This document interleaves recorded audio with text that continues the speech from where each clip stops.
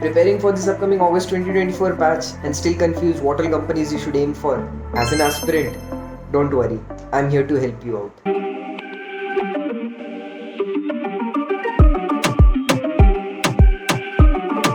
Hey guys, Agneva Maiti this side, back with another video.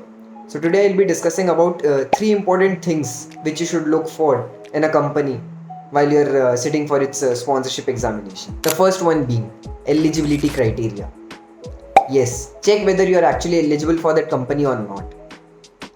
There are various factors like PCM percentage, your age, the board you have appeared for your class 12th, the year of your pass out, and stuff like that.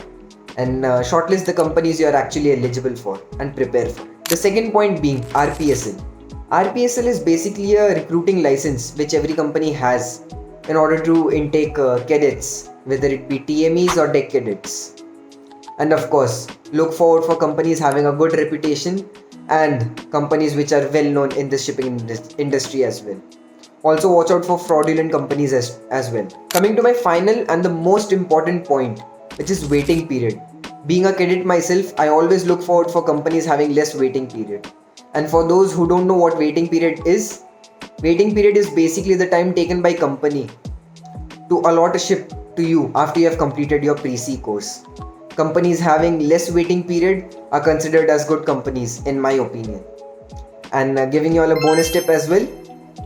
Right now in the current scenario, companies like Anglo Eastern, Fleet Management, MSC, Synergy and Tom have a very less waiting period of around 1.5 or 2 months at max. That'll be it for today's video. If you all have any suggestions, do let me know in the comment section below.